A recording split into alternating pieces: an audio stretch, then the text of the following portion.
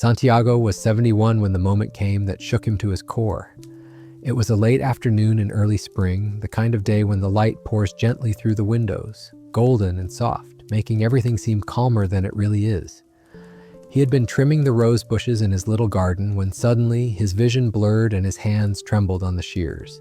He felt his heart hammering against his ribs in a way he had never experienced before.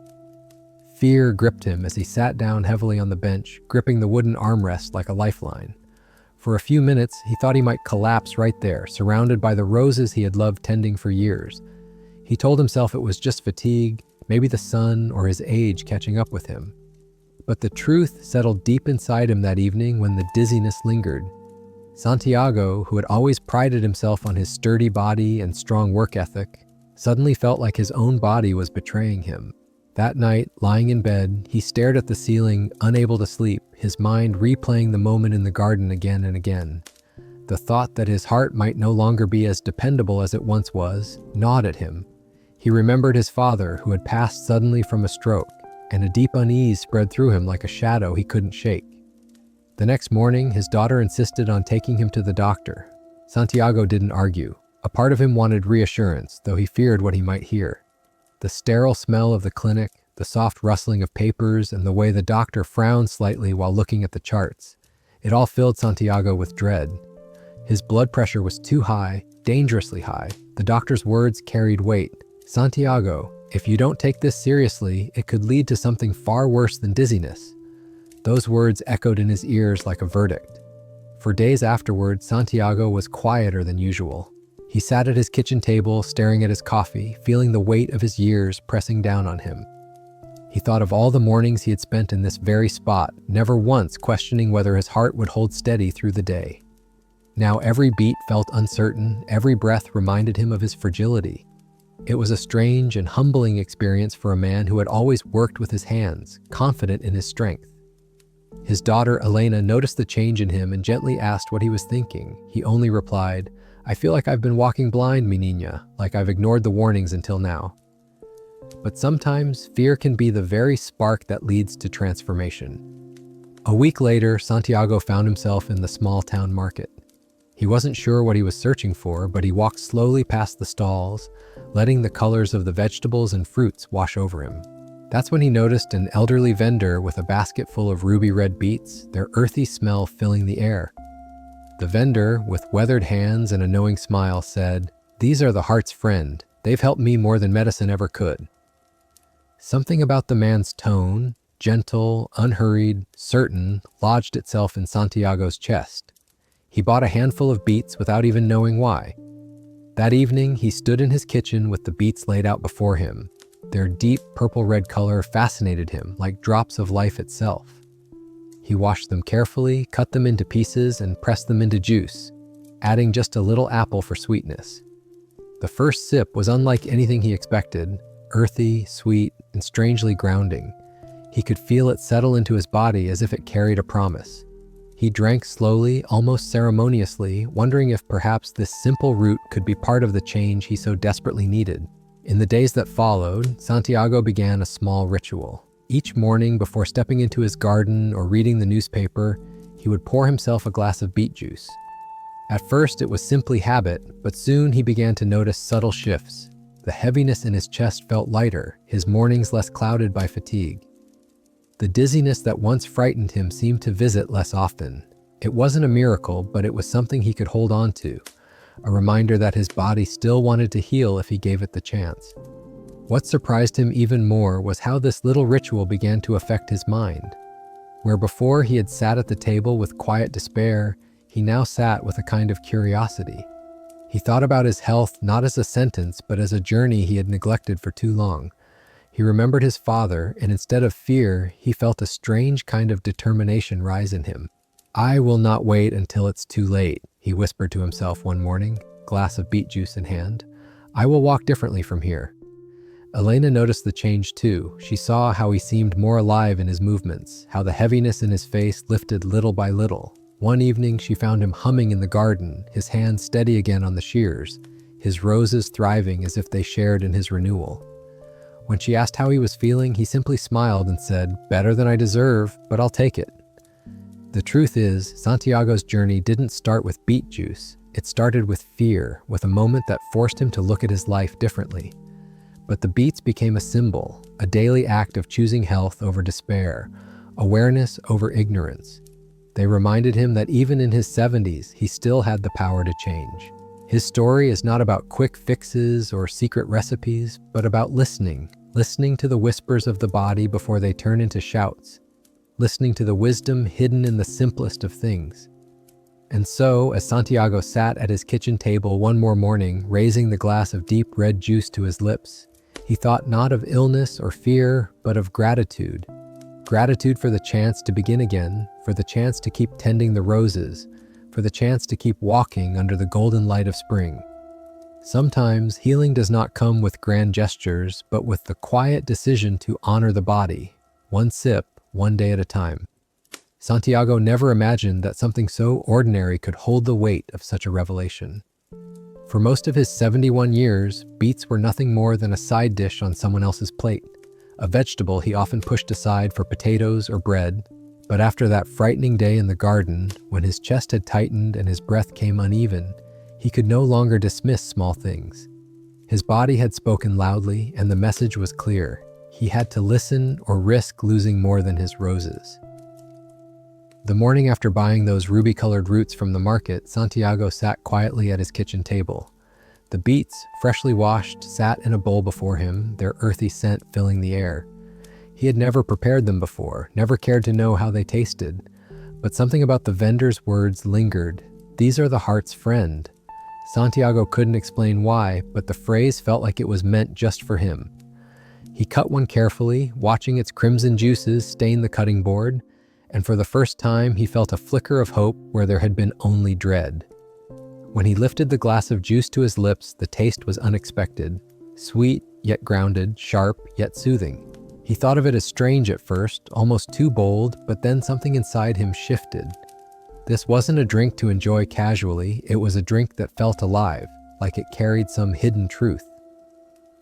Santiago closed his eyes and sipped slowly, his hands trembling slightly from the memory of the doctor's warning. Each swallow was more than juice. It was a quiet pact with himself to try, to keep going, to look for answers beyond fear.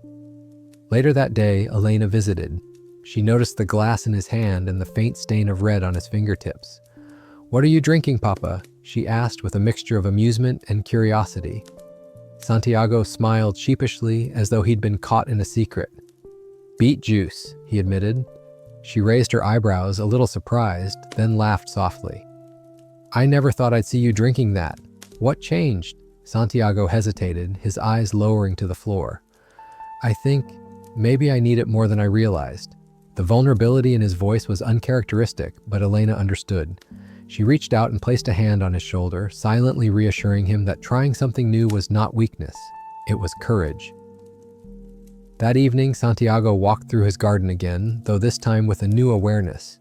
Every rose seemed brighter, every leaf more vivid, as though he himself were seeing them differently. He thought of his father again, of how sudden the end had been, and he whispered softly into the breeze, "I won't wait like you did." He wasn't sure if anyone could hear, but the act of saying it made him feel lighter. The juice in his body, the commitment in his heart. It was a beginning, fragile yet real. As days passed, the beets became more than food. They became a symbol of his promise to himself, a reminder each morning that he had chosen to care. It wasn't easy. Old habits tugged at him, the comfort of bread and coffee, the laziness of routine. But each time he lifted that glass of deep red juice, he remembered the moment of fear in his garden, the doctor's stern words, and Elena's concerned eyes. The juice became a thread connecting past, present, and future, urging him not to slip back into the shadows of neglect. The real truth, though, was not in the beets themselves, but in what they represented. A chance to change, to reclaim some control over a body that had frightened him. Santiago began to realize that healing was not a single act, but a series of small, steady choices. Each morning, glass was like planting a seed in his own soil, a quiet declaration that he wanted to live fully, not halfway. And though he couldn't see the results immediately, he trusted that something was stirring within, something his body would one day thank him for. At night, lying in bed, he reflected on how strange it was to find hope in something so humble. He thought of all the years he had dismissed small changes as pointless, believing only in grand gestures or medicine to fix what was broken. Yet now, with every sip, he realized that sometimes the shocking truth is that the smallest things can hold the greatest power. He didn't tell many people about it, not yet, but inside, Santiago felt he had uncovered a quiet secret that was his alone to cherish. And that secret gave him strength. Santiago's curiosity about the beets deepened after that first week. What had started as a quiet experiment became something of a fascination. He found himself thinking not just about the taste or the way his body seemed calmer after drinking, but about the roots themselves. He had always been a man of history. He loved telling Elena stories about their ancestors, about Spain, about the old ways of farming and food. Now he wondered if the beets, so humble and overlooked, carried a story of their own. One rainy afternoon, while the sky pressed heavy against the windows, Santiago sat with an old book of remedies his grandmother had passed down. Its pages smelled faintly of earth and thyme, filled with notes about teas and plants that once healed everything from fevers to stomach aches. To his surprise, Beets appeared in the margins, written in her delicate script. Good for the blood, good for strength. He traced the words with his finger as if touching her hand through time. A warmth spread through him, the realization that this simple root had been known and valued long before he stumbled upon it in the market. That night at dinner, he shared the discovery with Elena. "Did you know your great-grandmother used to use beets for medicine?" he asked. Elena looked up, intrigued, setting down her fork. "No, Papa, I didn't. You never told me that." Santiago chuckled softly. "I suppose I never thought it mattered, but maybe we've forgotten things we shouldn't have. Maybe we traded old truths for conveniences." There was a pause, the kind of silence that carries meaning, and then Elena smiled gently. "Maybe it's time to remember them." The following week, Santiago visited the market again. He sought out the same vendor, the man with the weathered hands and knowing smile. This time, Santiago asked questions. "Why do you call them the heart's friend?" The man laughed, his eyes crinkling. "Because my abuelo used to say so. He swore the beets kept him alive when nothing else did. You see, sometimes the old ones knew more than we think." Santiago nodded, feeling an almost reverent respect for the beets piled between them. He bought another basket, his steps lighter on the walk home. In his kitchen, as he peeled and chopped, he thought of how food is more than sustenance. It is memory. It is heritage. The deep crimson that stained his hands reminded him of soil, of the cycles of planting and harvesting, of his own childhood in the countryside where nothing was wasted. He realized he had spent years drifting away from those roots, eating what was easy, forgetting what was real. The beets, in their quiet way, were pulling him back, reminding him of who he was and where he came from. As the days passed, Santiago noticed not only the change in his body but also in his spirit. There was a certain peace in knowing that he was connected to something larger than himself, something ancient. Each glass of juice was no longer just about lowering blood pressure or calming his heart. It was about honoring his ancestors, about keeping alive traditions that whispered through time. He felt less alone, less fragile, as though those who came before were walking with him, guiding his steps. One evening, sitting by the fireplace, Elena asked him what he was thinking. Santiago smiled, his eyes reflecting the glow of the flames. "I was thinking that we forget too easily, mi niña. We forget the wisdom that kept our families alive. These beets, they aren't just food, they are history, and maybe remembering is part of healing." Elena leaned against him, resting her head on his shoulder. "Then maybe this isn't just your journey, Papa. Maybe it's ours too." The words filled him with a quiet joy, knowing that what had begun as fear was turning into a legacy he could pass on. For the first time in a long while, Santiago felt anchored, not to his illness, not to his fears, but to the deep roots of something enduring. The beets were no longer strangers on his plate. They were companions, teachers, a bridge between what was forgotten and what could still be reclaimed. And as he finished his glass that night, he whispered a simple promise to himself: "I will not forget again." Santiago had always loved history, but he never thought it would meet him at the kitchen table in the form of a glass of beet juice. One morning, while flipping through a small booklet Elena had brought him from the library, he discovered a curious story. It was about Napoleon, the French emperor, and how he had turned to beets when sugarcane was cut off by the British blockade. Santiago read slowly, his glasses perched at the end of his nose, feeling as though the crimson juice in his hand was connected to events far bigger than himself. The thought that an emperor once relied on the very same root he now drank each morning made him smile. That evening, when Elena stopped by after work, he couldn't help but share what he had learned. Did you know, Menina, that Napoleon made beets popular in Europe? When he couldn't get sugar, he turned to these humble roots. Imagine, an emperor depending on something so ordinary. Elena laughed, surprised. So you and Napoleon have something in common now? She teased. Santiago chuckled, his eyes twinkling. Perhaps, but it makes me wonder, if someone so powerful recognized their value, why did I ignore them all these years? The question lingered in the air, not only about Beets, but about all the choices he had overlooked. That night, as he prepared his juice, Santiago felt a new kind of respect for the deep red liquid. It was no longer only his morning ritual, it was a link across centuries, a reminder that even the mightiest had once turned to the earth's simplest offerings. He thought about how often he had taken his own meals for granted, how quickly he reached for packaged bread or sugary snacks without thinking of their cost. Napoleon's story reminded him that necessity often reveals what truly sustains us. Perhaps he too was in his own moment of necessity, forced by fear and frailty to rediscover what was essential. A few days later, he shared the story with his old friend Matteo at the cafe. Matteo, skeptical as always, raised an eyebrow. So now you're saying Beets will make you an emperor? Santiago laughed, shaking his head. No, hermano, I'm saying they've carried people through hard times before, and maybe they can carry me through mine. For a moment, even Matteo softened, his smile turning thoughtful. Well, if they help Napoleon, maybe they'll help an old gardener too. Their laughter echoed through the cafe, lightening Santiago's heart. The more Santiago thought about it, the more he realized that history has a way of circling back. Just as Napoleon found sweetness in beets when sugar was out of reach, Santiago was finding strength in them when his health felt fragile. It gave him comfort to know he wasn't alone in this rediscovery, that people for generations had leaned on the same humble root to survive, to heal, to thrive. In the quiet of his kitchen, he lifted his glass with a sense of pride, whispering, "If it was good enough for an emperor, it is good enough for me." Santiago had always carried a sweet tooth. In his younger years, he could never end a meal without something sugary, flan, chocolate, or even just a slice of sweet bread dipped in coffee. It was a small indulgence that had followed him into old age, though lately he knew it was part of what had fueled his high blood pressure. After the doctor's warning, sweets had become his enemy, a temptation he avoided with clenched fists.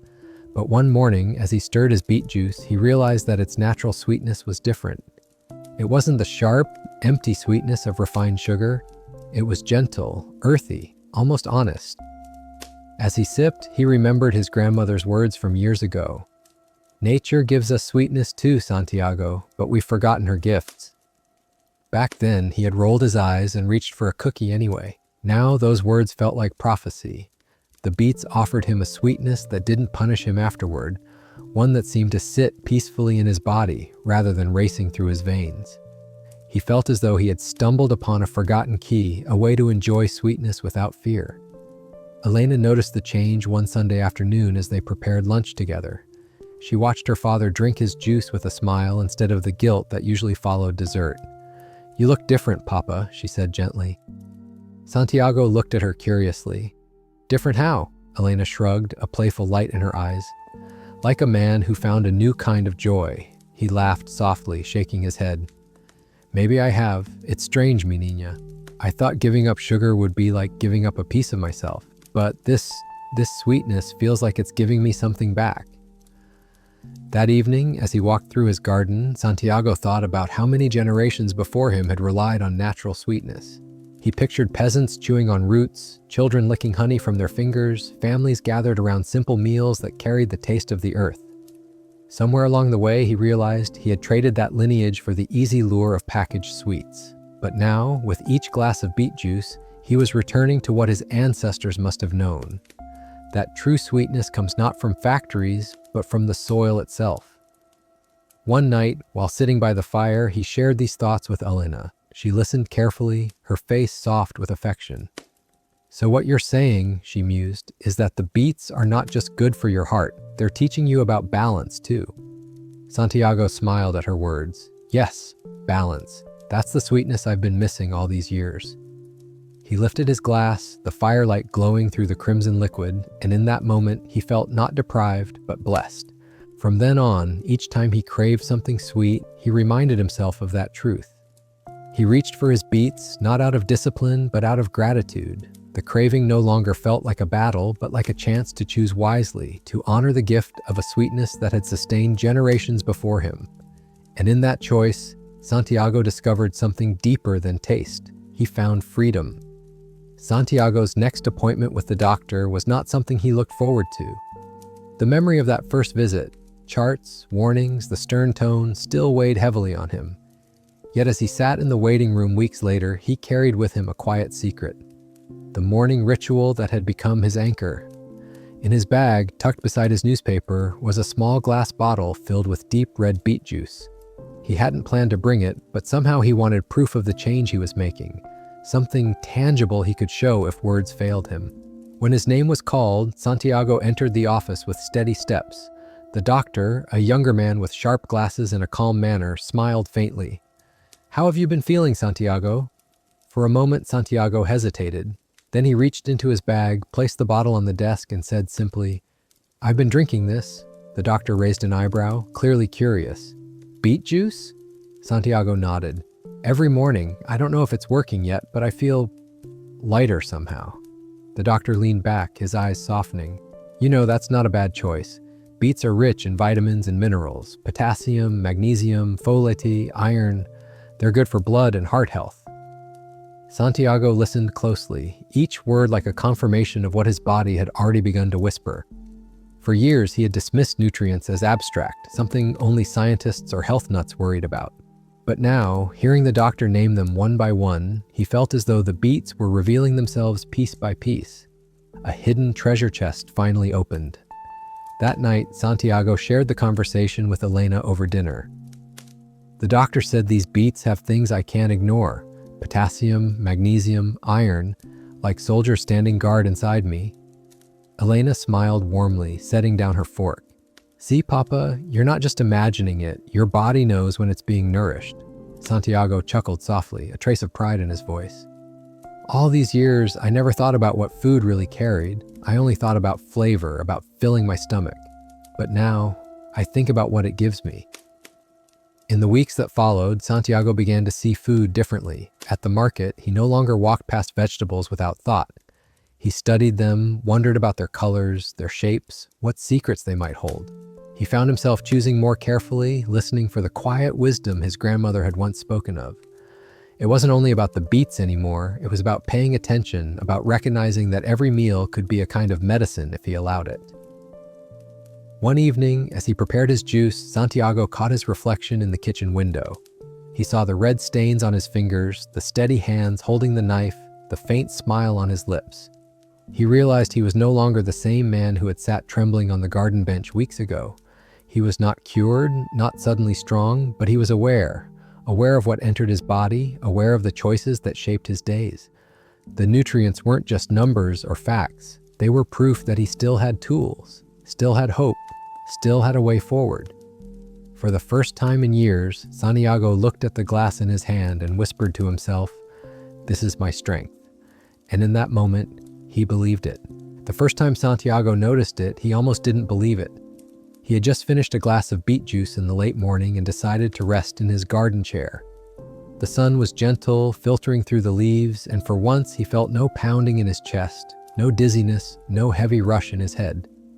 Instead, there was a calmness, like the steady rhythm of a quiet stream. He leaned back, closed his eyes, and thought, "This is what normal must feel like."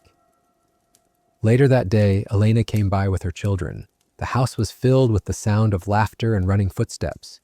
Normally, the noise would have left him tired, his patience thin. But this time, he joined in, lifting his grandson onto his lap without the usual fear of overexerting himself. Elena noticed, her brows lifting in surprise. "Papa, you look different. Are you feeling okay?" Santiago nodded, smiling softly. "Better than I expected, better than I have in weeks." That night, he couldn't shake the thought.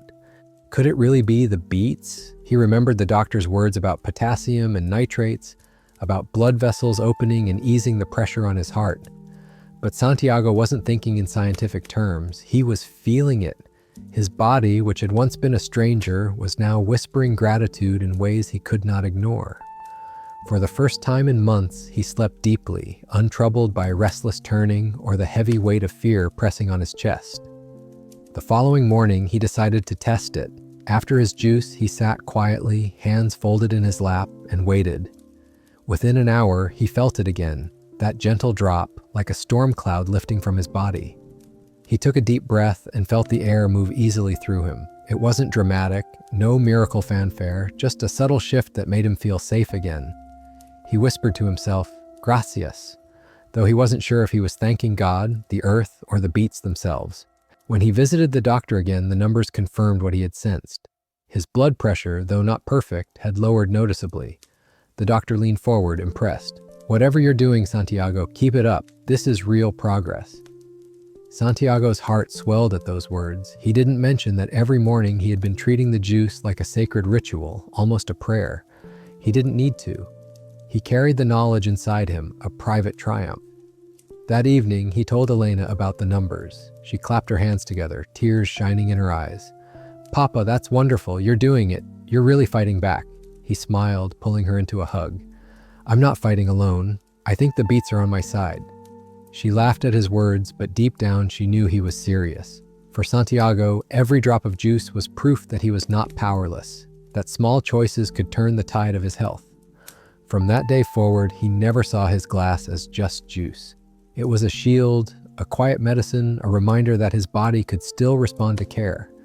And as he raised his glass each morning, he felt not just healthier, but hopeful, like a man given a second chance, one crimson sip at a time. Santiago had lived most of his later years with a quiet discomfort he rarely admitted to anyone. Constipation had become a familiar shadow, an irritation he carried in silence. He would spend mornings at the table, sipping coffee, waiting for relief that came too late, or not at all. He chalked it up to age, telling himself it was just another indignity of growing older. Pills lined his bathroom cabinet, fiber supplements, antacids, laxatives, but none of them ever gave him peace for long. 1 week into his beet juice ritual, something changed. At first, he didn't even notice, but by the third morning, the heaviness that usually greeted him after breakfast seemed to vanish. He found himself moving with ease, his stomach calm, his body lighter. It was subtle, but undeniable. He laughed out loud in the bathroom one morning, startling even himself. "Well," he whispered with a grin, "that's a relief I didn't expect." Elena saw the difference before he mentioned it. He no longer winced when bending over in the garden, nor did he complain of the dull aches in his stomach after meals. "Papa, you're walking lighter," she observed one afternoon, noticing his quicker step as he trimmed the rose bushes. Santiago chuckled, his face glowing with mischief. "Maybe it's not me, maybe it's the beets doing the walking." They both laughed, though inside Santiago felt something deeper. Gratitude for a comfort so simple and long forgotten. That night, he thought back to his younger days when digestion was effortless, when food moved through his body without thought. He realized how much he had accepted pain as normal, as though aging was meant to be a sentence of discomfort. Yet here he was, rediscovering what ease felt like, not from a bottle of pills, but from a glass of crimson juice. It humbled him, reminding him that sometimes healing comes quietly, without the drama of prescriptions or procedures. The next time he visited the doctor, he mentioned it casually. "And my stomach, it feels better, more regular." The doctor nodded, jotting down notes. "That makes sense. Beets have fiber. They support digestion naturally." Santiago smiled to himself. What the doctor framed in clinical terms, he knew in his body as a gift. It wasn't just digestion, it was dignity. It was waking each morning without dread, sitting at the table without discomfort, walking in his garden with a body that felt free again. One evening, as the family gathered for dinner, Santiago shared his discovery with his grandchildren. "Do you know why your abuelo drinks this red juice?" he asked playfully. They shook their heads, eyes wide with curiosity. "Because it helps me feel light, like I can run faster than you." The children giggled, daring him to prove it, and Santiago chased them across the yard, laughing so hard his cheeks ached. Elena watched, tears stinging her eyes, not from sadness, but from the joy of seeing her father reclaim pieces of himself. In the quiet that followed, Santiago sat back in his chair, catching his breath. He thought of the pills gathering dust in his cabinet, of the years he had resigned himself to discomfort, and he realized that what no medicine had managed to do, a simple beet had offered freely. He lifted his glass to his lips, the crimson liquid shimmering in the twilight, and whispered, "Salud." It was more than a toast. It was a promise to keep honoring the small mercies that made life whole again. Santiago had grown used to the stiffness in his joints, so much so that he rarely mentioned it anymore. The mornings were the worst. His knees creaked when he rose from bed, his fingers resisted when he tried to tie his shoelaces, and his back ached when he leaned over the sink to wash his face. He told himself it was normal, part of being 71, just another quiet tax that age demanded. Yet deep down, he missed the ease of movement, the days when his body responded without hesitation. One chilly morning, after finishing his beet juice, he noticed something unusual. As he bent to pick up the watering can in his garden, his knees did not protest as fiercely as they once had. It wasn't gone completely, but the sharp stab had dulled to a whisper. He paused, straightening slowly, almost afraid it was his imagination. The next day, it happened again. The stiffness seemed to ease sooner, his hands less swollen as he gripped the shears. By the end of the week, Santiago could not deny it. Something in him was softening, calming, loosening where before there was only fire. At dinner with Elena, he finally shared what he had been noticing. "My joints, mi niña," he said, flexing his fingers with quiet wonder. "They don't feel like they're at war with me anymore. It's as if the fire is cooling." Elena's eyes widened with hope. "Papa, that's incredible. Do you think it's the juice?" He smiled, lifting his glass. "I don't know what else it could be. I've changed nothing else except this." She reached across the table, squeezing his hand as though she too could feel the calm settling into his bones. The change was not dramatic, but steady, and Santiago began to move differently. He no longer avoided bending down to pull weeds, nor did he fear the walk to the corner shop. Each step felt like a small victory, a reclaiming of ground he thought was lost forever. He realized how much inflammation had stolen from him, not just comfort, but confidence. Now, with its grip loosening, he felt freer, lighter, as though his body were beginning to trust him again. One afternoon, his old friend Mateo stopped by. They sat in the garden, sipping coffee, when Mateo remarked, "You look stronger these days, not limping like before." Santiago chuckled, stretching his legs. "Maybe I found a secret. Maybe the beets are cooling the fire inside me." Mateo raised an eyebrow, half teasing, half curious. "You and your beets, but if they can calm those knees of yours, maybe I should listen." For the first time, Santiago felt not only like a patient, but like someone with wisdom worth sharing. That evening, as the sun dipped low, Santiago sat by his roses, hands steady as he trimmed the stems. He thought of the years when pain had made him hesitate, when he had left weeds to grow because bending down felt unbearable. Now he knelt in the soil with ease, breathing deeply, feeling grounded in a way he hadn't in years. He whispered to himself, "The fire is not in charge anymore. I am." The relief was more than physical, it was emotional. The easing of inflammation gave him back his dignity, his rhythm, his confidence in small daily tasks. He no longer feared mornings as much, no longer braced himself for the creaks and groans that once defined his days. Each glass of crimson juice was a balm, not only for his joints but for his spirit, reminding him that even the quietest remedies can heal the deepest aches. For years, Santiago had quietly wrestled with the slow creep of weight around his middle. It wasn't dramatic, but enough to remind him each time he bent to tie his shoes or buttoned his shirt. He remembered when he was younger, strong from hours of gardening and walking to town, his body lean without effort.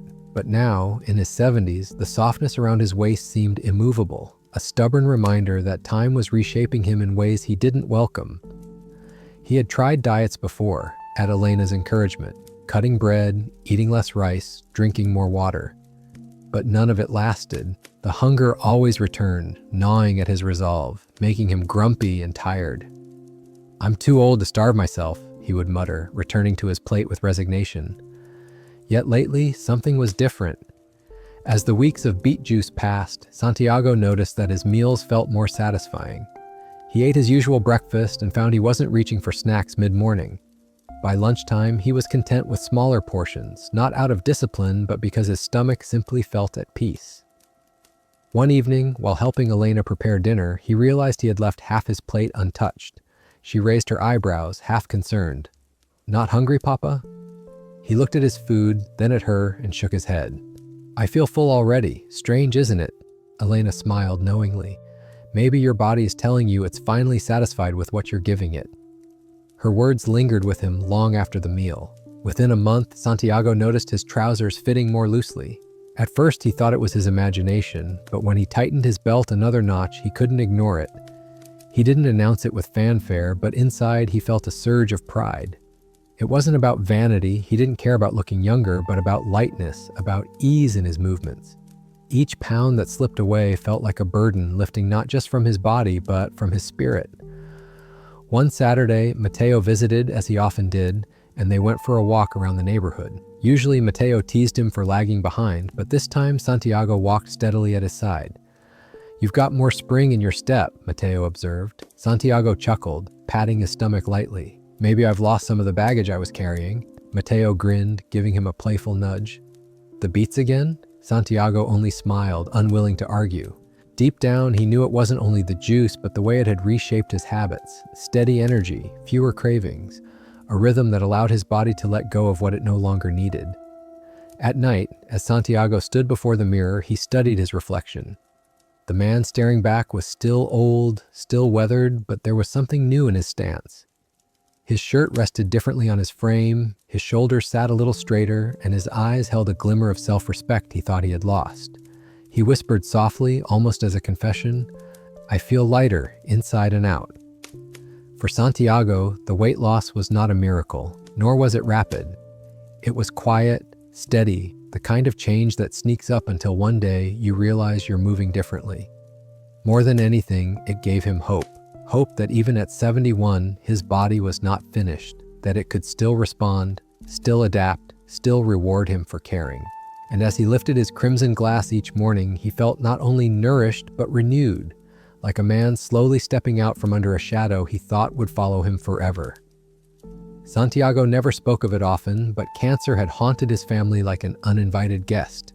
His older brother, Manuel, had passed from it years ago, and the memory of those final months still lived in Santiago's chest like a bruise. He remembered the hospital visits, the sterile smell, the helpless look in Manuel's eyes as his body weakened. Sometimes, late at night, Santiago would lie awake wondering if the same fate might one day reach for him. At 71, the thought was no longer distant. It pressed closer, a shadow lingering at the edges of his days. One evening, as he sat with Elena after dinner, she mentioned an article she had read. "Papa, do you know that beets are said to help the body fight certain cancers? Something about their antioxidants, their strength against damaged cells." Santiago looked at her, the words sinking deeper than she realized. "Against cancer?" he repeated softly, almost to himself. Elena nodded. "Yes, maybe they can't cure everything, but they can protect, like a shield." The next morning, when Santiago prepared his juice, he thought of that word, shield. He watched the crimson liquid pour into his glass, the color rich and alive, and imagined it flowing into him like armor. For the first time, his drink was not only about lowering blood pressure or easing his joints, it was about defense, about standing guard against the silent enemy that had taken too much from his family.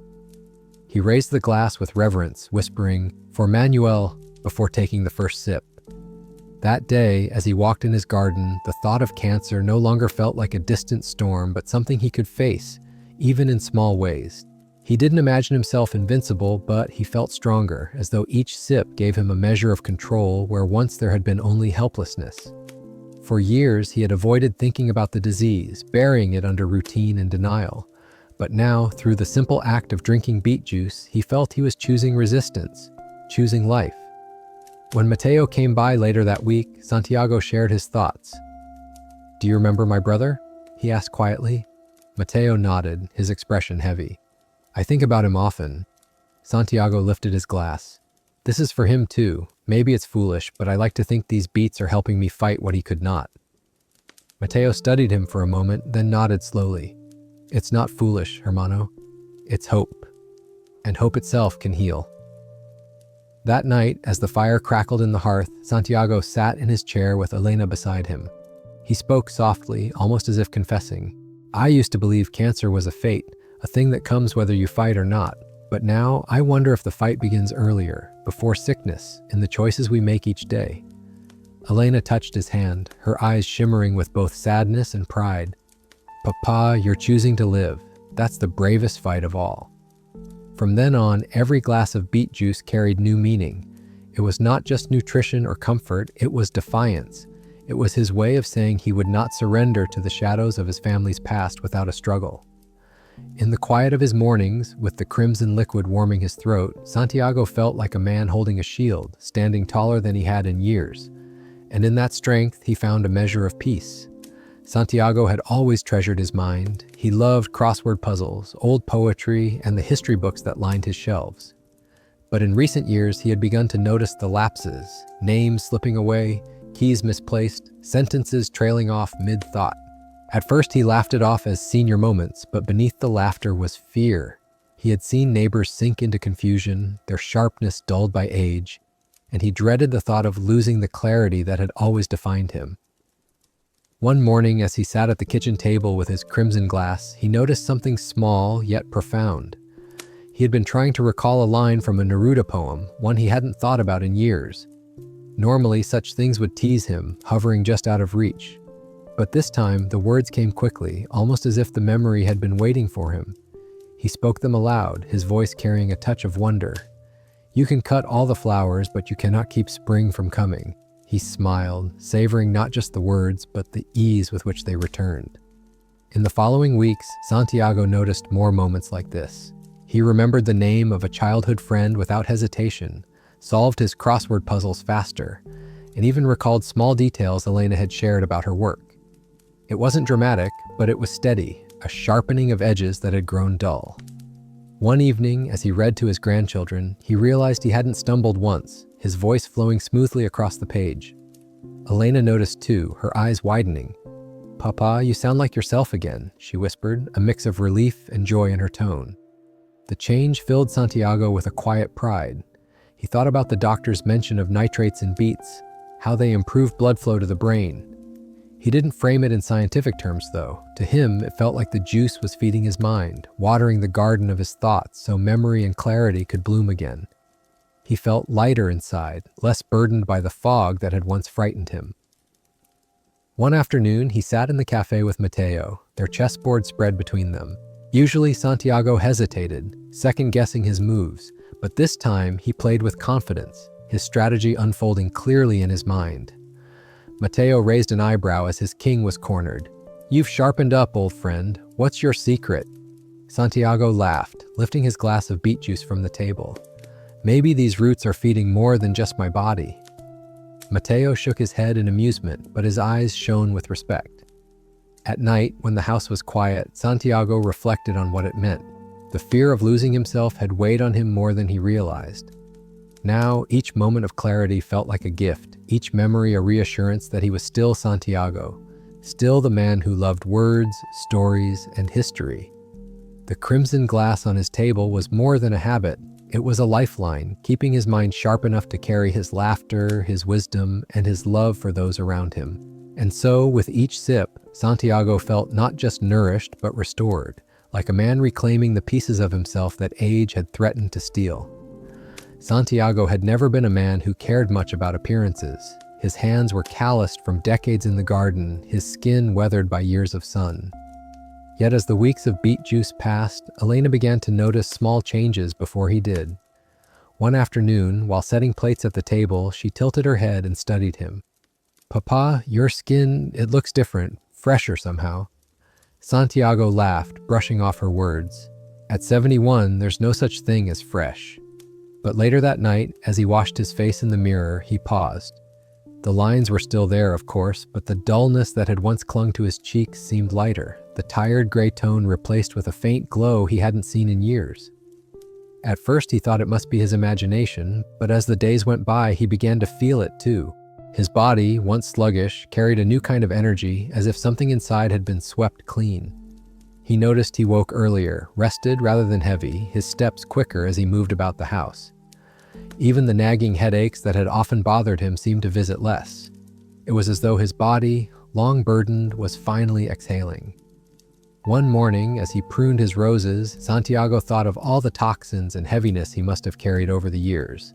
Too much bread, too much sugar, too many restless nights. He imagined the crimson juice washing through him, clearing away what no medicine had touched, leaving him lighter in ways beyond weight. He whispered to the flowers, "We all need a cleansing now and then, don't we?" The roses, vibrant against the morning light, seemed to nod in agreement. When Mateo stopped by, Santiago mentioned the changes. "I feel cleaner inside, hermano, like I've been given a second set of lungs." Mateo chuckled, skeptical but curious. "Cleaner? From juice?" Santiago nodded firmly. "It's not just juice. It feels like a broom sweeping through me. My skin, my breath, even the way I wake up, it's all different." Mateo studied him, and though he didn't admit it, he saw the difference too. At dinner that week, Elena leaned close and whispered, "You don't snore as much anymore." Santiago blinked in surprise, then laughed so hard his chest shook. "Even my sleep is cleaner?" Elena nodded, smiling. "Whatever it is, Papa, keep doing it. You seem renewed." That night, Santiago sat by the fire with his journal, something he had not touched in years. He wrote a simple sentence across the page: "I feel cleansed, body and soul." For him, it wasn't about science or proof. It was about how he felt in his bones, in his skin, in his mornings.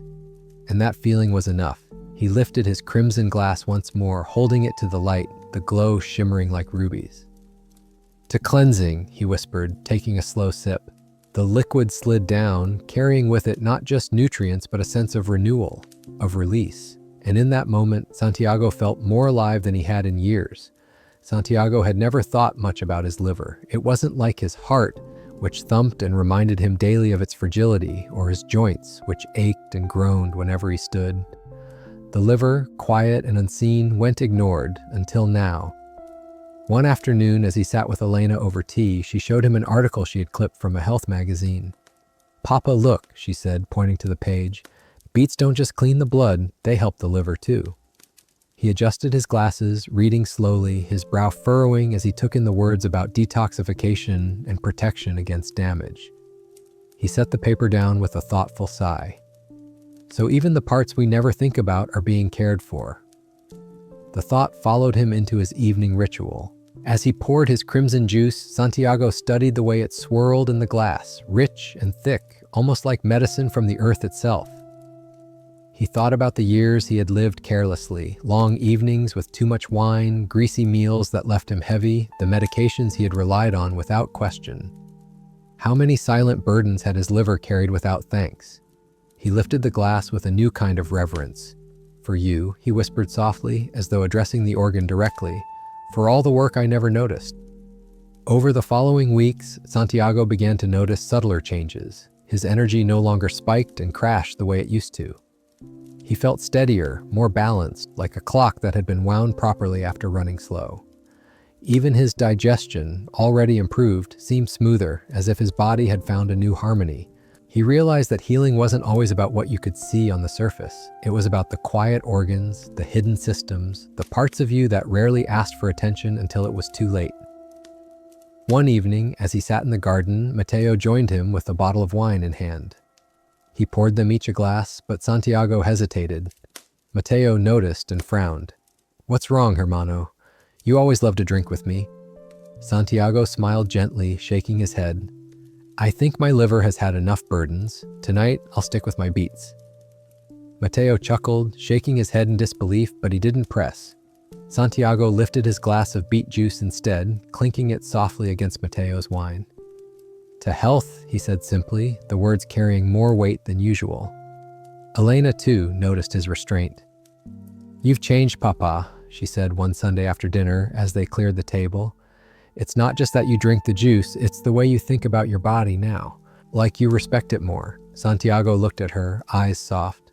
"For 70 years, mi niña, I lived as though my body would forgive everything, but now I see it remembers, and it deserves care." She kissed his cheek, whispering, "I'm proud of you."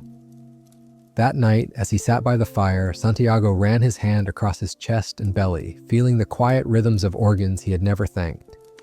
He thought of the liver, silent, steadfast, loyal even when neglected.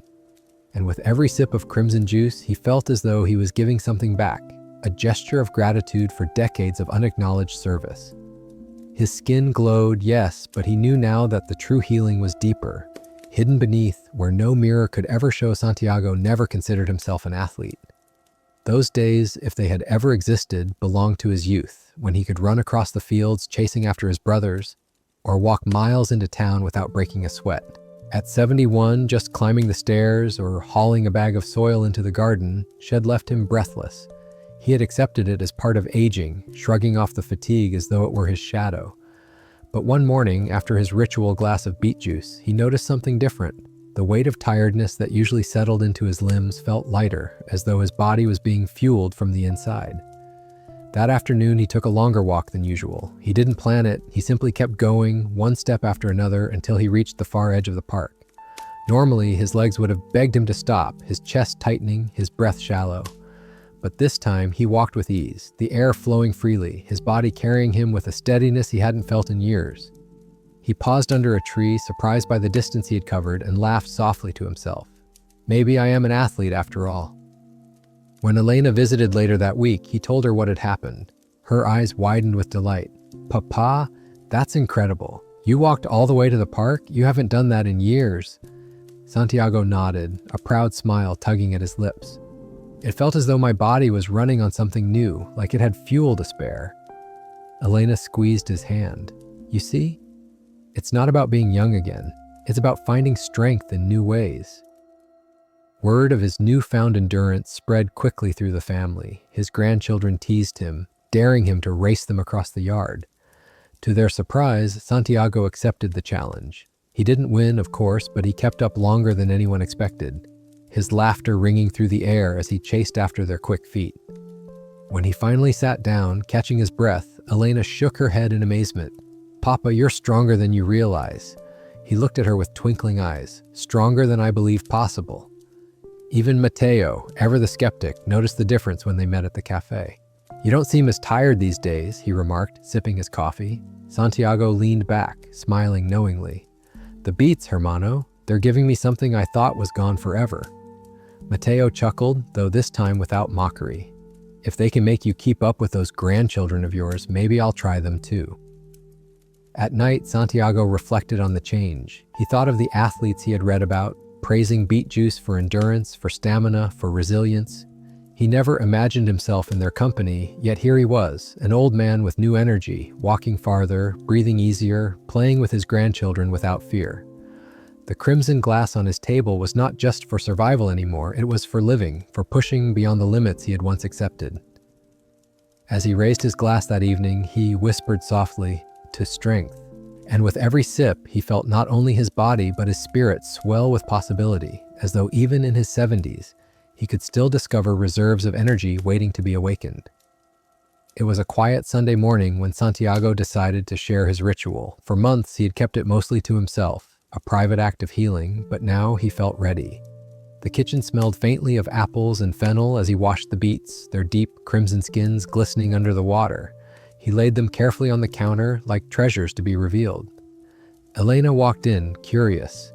Papa, what are you up to? She asked, smiling at the sight of the vibrant ingredients. Santiago looked up, eyes warm. Today, mi niña, I want you to taste what has been saving me. He guided her through each step, chopping the fennel, slicing the apples, adding the beets with practiced hands. The blender hummed, filling the room with a fragrance that was earthy and sweet. When the liquid poured into the glasses, its rich ruby glow caught the morning light, casting a soft red shimmer across the kitchen table. Santiago handed one to Elena with a smile. Drink, he said gently, and you'll understand. She took a sip, her eyes widening at the unexpected flavor, grounded yet refreshing, strong yet delicate. It's different, she admitted, but good. Santiago chuckled. That's what I thought too the first time. Different. But then it began to feel like life itself. She looked at him, her expression softening, seeing not just the juice, but the months of transformation behind it. The fear that had given way to hope, the weakness that had grown into strength, the despair that had turned into renewal. Later that day, his grandchildren crowded into the kitchen, curious about the secret drink their abuelo had been hiding. Santiago laughed as they wrinkled their noses at the beets, then eagerly sipped from their glasses. Their faces lit up with surprise. "It's sweet," one exclaimed. "Not like candy, but good sweet." Santiago grinned, watching their delight. "This is nature's sweetness, niños, a sweetness that gives back instead of taking away." As they sat together around the table, the family sipping the crimson juice, Santiago felt a profound peace. He had begun this journey with fear of losing his heart, his health, his life. But now, looking at the faces of those he loved, he realized what the beets had truly given him. Not just healing for his body, but a way to pass on something greater, a habit, a lesson, a story of resilience.